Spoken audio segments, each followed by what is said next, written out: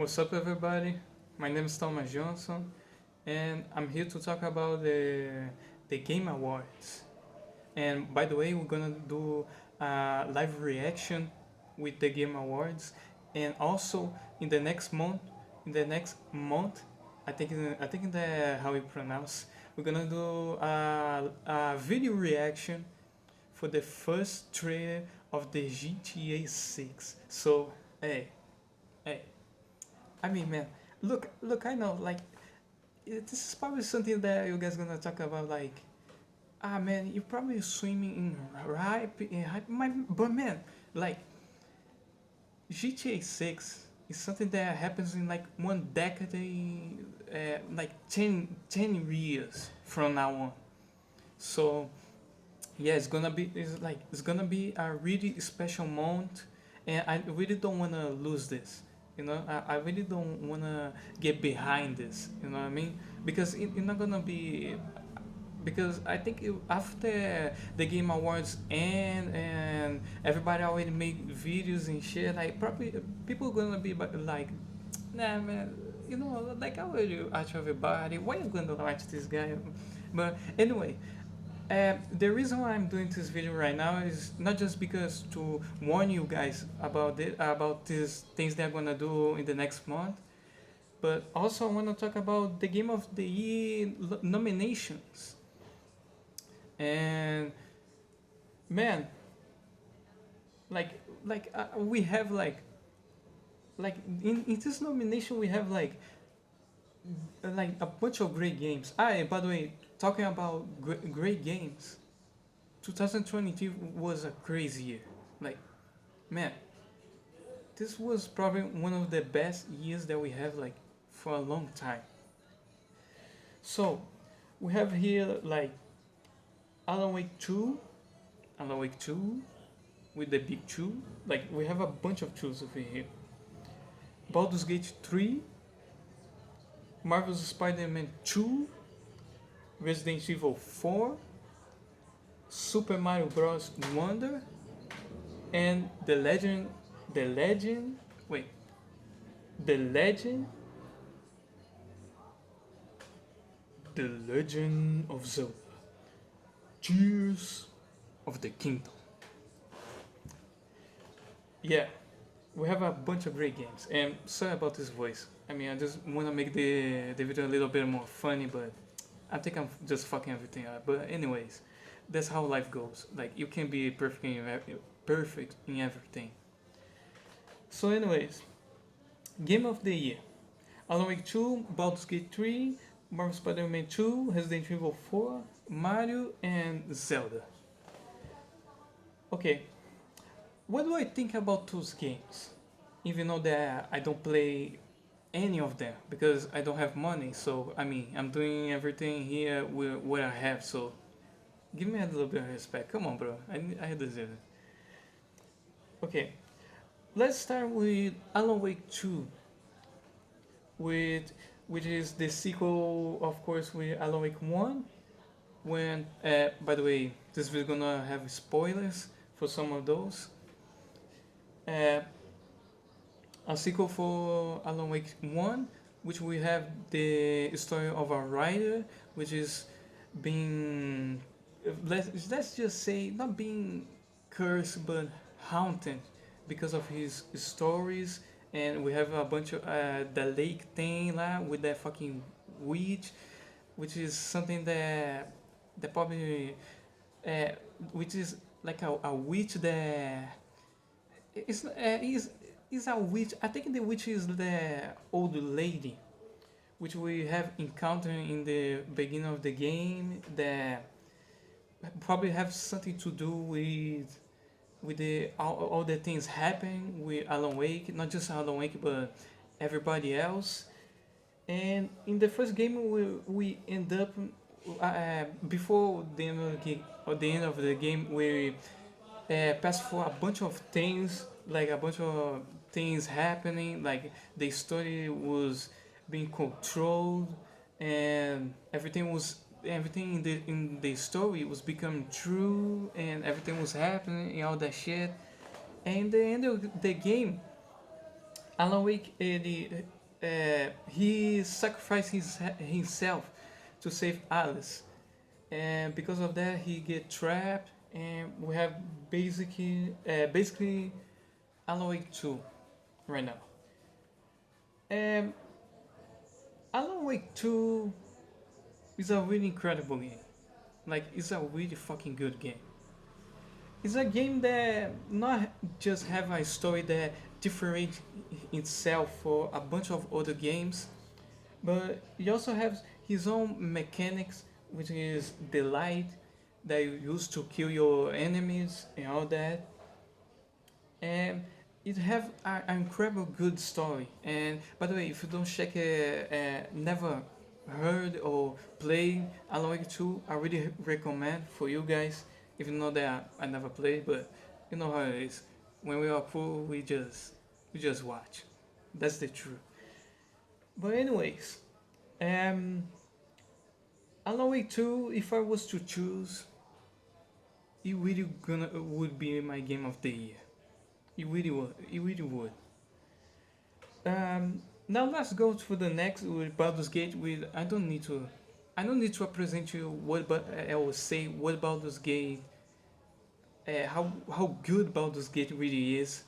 I mean, I think we already heard, even if we didn't play, we heard that this game was good and he deserves to win, and he 100% gonna win. It's gonna be like something else if he Baldur's Gate 3 doesn't win. Like, could you even like be honest with me? Could you even be imagine how pissed not just the community but and how confused everybody will be if Baldur's Gate doesn't win? Like the 2018 God of War against Red Dead 2 situation. Like, even though that I think I God of War deserved to win, like we are talking about Red Dead 2, it was like an incredible game, an incredible game. Even though that I think that sometimes the game could be a little boring, but because everything in the game is so realistic that gets sometimes gets to a point that the realism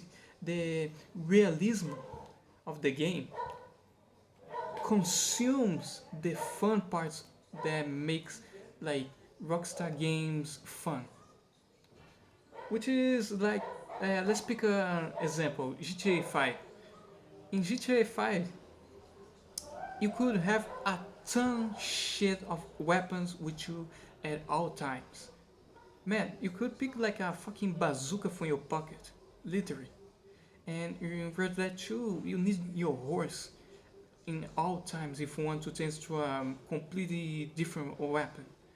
And even though that this is cool, this is nice, I think to the fun of the game, it doesn't serve well. But anyways, like, could you imagine a situation where like the game could would happen like the Game Awards 2018 could repeat over here? Even though that I don't think this is possible. Like, Baldur's Gate really deserves to win. Like, it deserves. It just deserves, man. Like, I'm not like a big RPG guy. Like this type of games. You know, of course, like I really love the new Assassin's Creed games, and even though they are more RPG, they are not as RPG as this game right here. But anyways, Baldur's Gate, incredible game. Like, it deserves to win. It's just that. Um, Marvel's Spider-Man 3. I really enjoyed that game, but I have some criticisms criticisms about the game, and one of them goes to the combat. And this is one of those things that that is like God of War Ragnarok. Look, God of War Ragnarok is a really good game, but the combat, like the gameplay could have been much more better. And I think this is go the same thing with Marvel Spider-Man 2, which the combat is, even though, like, yes, like you can change what is already perfect, you can just improve it, but I don't think Marvel Spider-Man 2 improved it enough to be like a sequel game. You know what I mean? Now, something that we could talk about is the story, which I really enjoy. I really enjoy the story of the game, and and different compared to God of War Ragnarok. And the reason that I'm comparing those two, because they are similar in one thing. They are a sequel that I feel that it plays safe, because the gameplay doesn't change as much. Yes, they add some new things, but not enough to feel like a sequel. But something that I could talk about, that something that is compared to God of War Ragnarok and Spider-Man 2, is that the story is what makes the game a sequel. The story is what makes those games different for the other ones, the ones that came before, and different from God of War. I think that Spider-Man 2 has a better story. And yes, I mean, yes, God of War Ragnarok have good moments, really good moments, but not enough good moments to be worthy of the name Ragnarok, because I felt that Ragnarok could be much more epic, much more much more strong in the narrative, and could have been executed much better. Because if I'm gonna be honest with you guys, I felt that the Ragnarok story was rushed. And this goes back to Cory Barlog saying that didn't want to do like a bunch of sequels just to finish the Ragnarok and the Nordic story. I'm sorry for the English. Like the English is still improving. But yeah, I feel that Spider-Man compared to God of War Ragnarok, I feel that Spider-Man 2 has a better story. Now compared to the Spider-Man 1 from PS4 that we had, that story was much better. I felt like, but much better in emotional ways. Now Spider-Man 2, I love the story because it was way more epic, and this was an epic, and epic was something that I was missing for Ragnarok. Yes, it's still epic with Ragnarok, but not not as much to be worthy the name Ragnarok. Like, man, when we talk about Ragnarok, we talking about a bunch of things, and I felt that those things weren't done right. But anyways, Marvel Spider-Man, really good game, but I don't think it deserves to win. Okay, let's go to Resident Evil 4. Man, Resident Evil 4 was a game that I played a lot on PS2. Man, not just the village part when you start the game, but when you go and fight the giant for the first time, like, man, you would imagine, like, when you get to the village, you would imagine that you're not gonna fight like giant guys, like giant motherfucking goblins or some shit like that. Like, what the fuck is this? but it's still fucking awesome. It's still fucking awesome. So yeah, I have great memories about Resident Evil 4. Man, the mercenaries, like, with that fucking guy on the, I think it was like, it's like a port. It's like a, I don't know how to describe it, mostly in English, but it was like there was a stage on mercenaries that was like, there was like a lake, and you have a bunch of houses, a bunch of armazens. That it was like a fishing place with some boats, and you have like in that stage you have like the guy with the double chainsaw, with the double chainsaw. And man, that stage was fucking awesome. I played a lot with Krause. I love to use Krause because he was like a very OP guy and shit. But anyway, Resident Evil 4 remake. I have some like I feel that there was something about Resident Evil 4 remake that I feel they could make it had make even better. But for the sake of being a remake, of being like a version that is more serious, I feel that Resident Evil 4 Remake is a really fucking great game. It's a really fucking great game. And for me that played like the original, did a bunch of things, finished the game, play mercenaries with a bunch of characters, unlock a bunch of guns. Man, Resident Evil 4 Remake is really a fucking great game. And man, I think this video is more talking about how those games are, how great those games are, than how they what I personally feel about them being in the fucking category. I think I already finished this video right here, but man, like it feels good talking about how good this game are because these games are fucking great. You know what I mean? So yeah, Resident Evil 4, great game. I recommend for everybody that never have played. You know what I mean?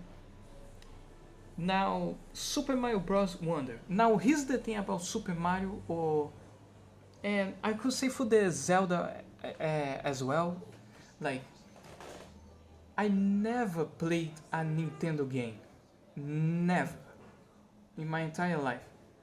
No, actually, that's a fucking lie because I played like Super Mario Road on the fucking PS2.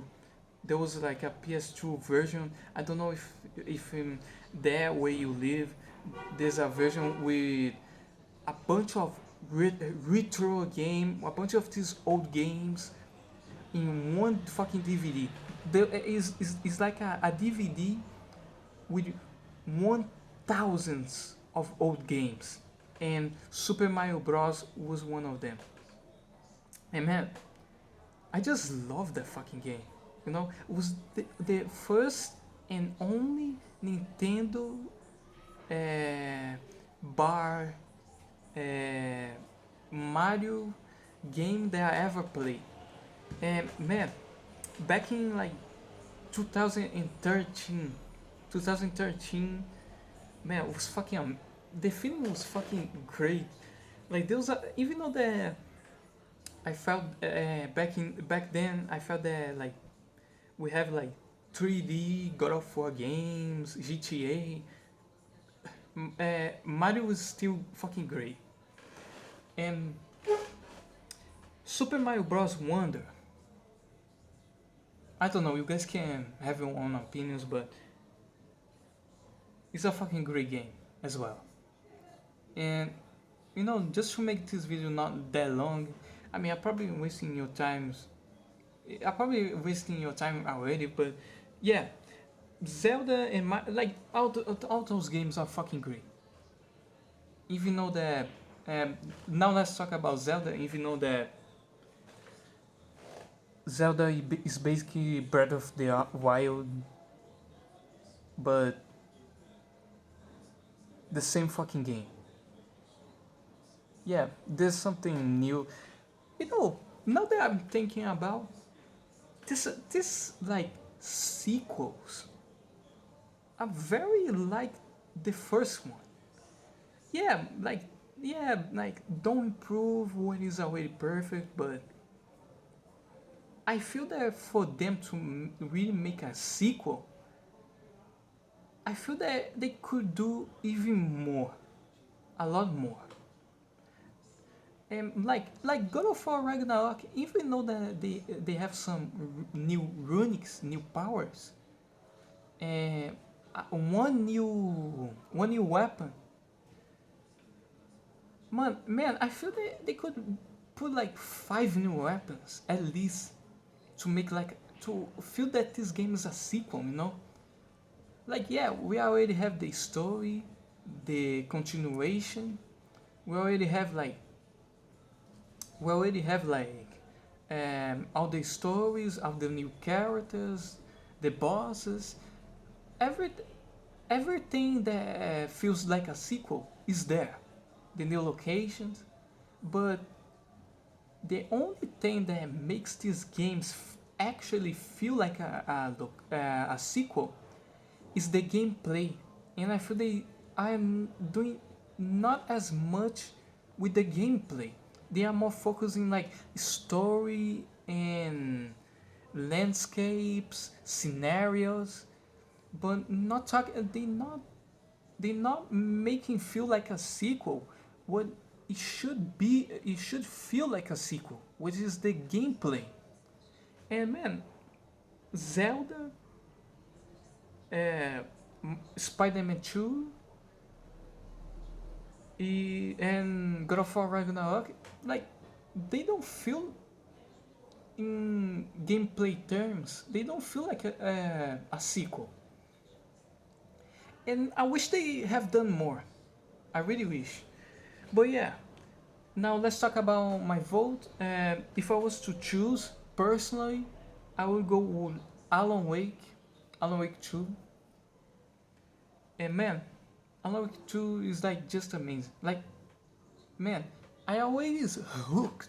I always hooked for the game in the beginning, but that musical, bro, that musical was something else. That fucking, I love shit like this. I love weird shit like this. That's one of the reasons why I love Kojima. But yeah, man, like, um, like I'm not like too much a confident guy to do this kind of videos or to do this thing. I'm still getting, I'm still getting into these things, you know. So yeah, I think this video felt good. Felt good. I felt good doing. So yeah, man.